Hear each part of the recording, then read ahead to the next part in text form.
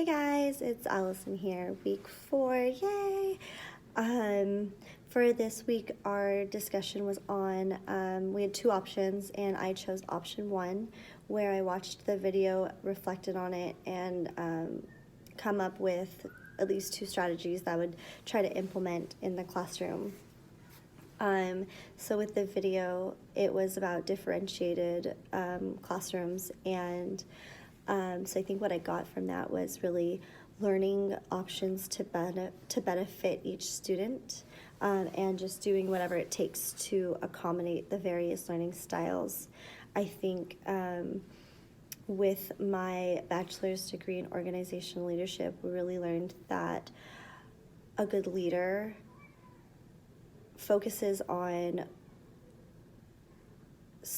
the skill sets that someone has and how they can implement those skills to run a better environment. So I think with working in the classroom, that's really going to help me analyze the situations and see where each student thrives, to better help them understand the material in their own way.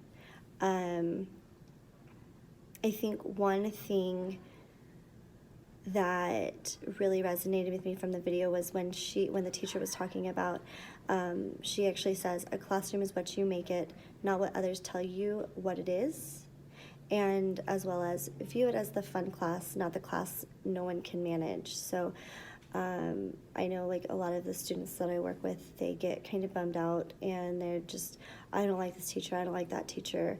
And so I always ask questions like, why? What's wrong with how they teach, or what's wrong with the curriculum? What don't you like about it? I try to really engage with them so that I can better understand where they thrive and what works well with them. I mean, as a substitute, I'm always running around going from classroom to classroom, so it really gives me a good visual of how these various kids learn and work.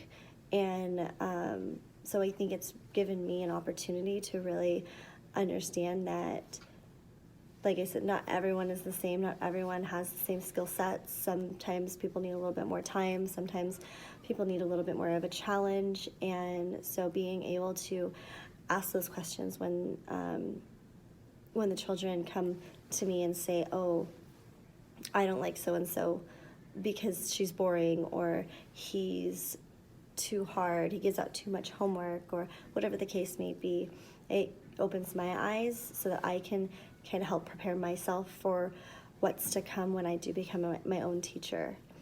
A strategy that I really cared for was the choice board.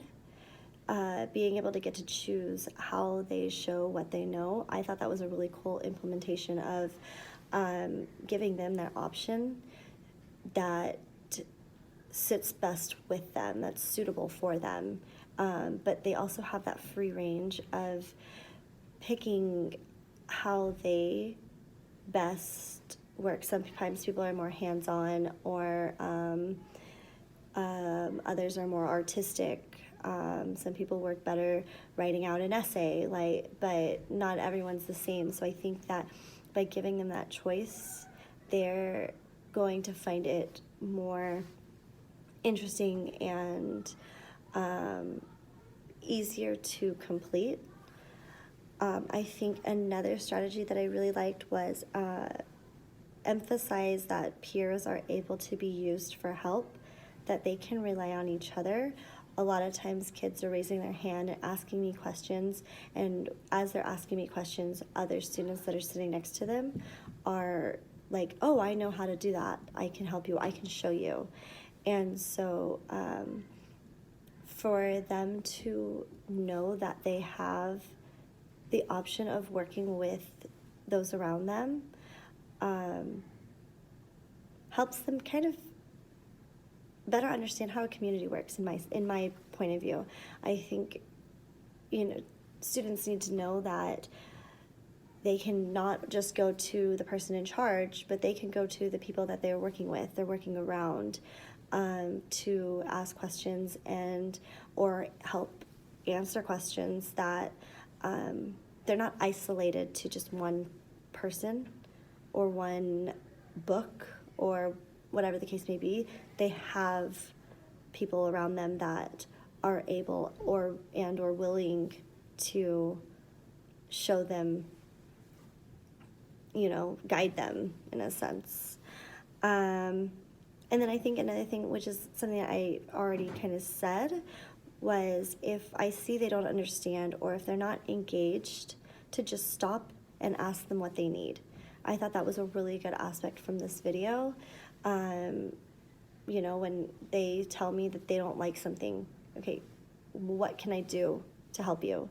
What do you need to be able to move forward and get this work done? Why don't you care for this subject? What can I do to change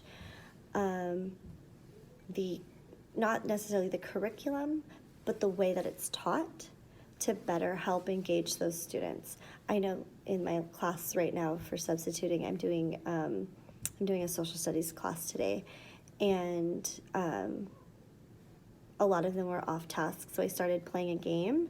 I don't know if you guys know the game Horse, but it really seemed to get them more focused on finishing their work, because I told them, look, if you finish your work, then you guys have free range to, play a game on your Chromebook or talk to your neighbor.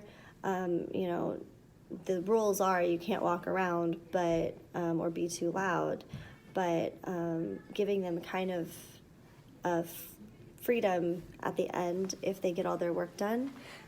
So I told them, the game Horse in basketball, you miss a hoop, you get a letter. So in this case, every minute that you don't work on an assignment or that you're off task, a letter of your name is going up on the board.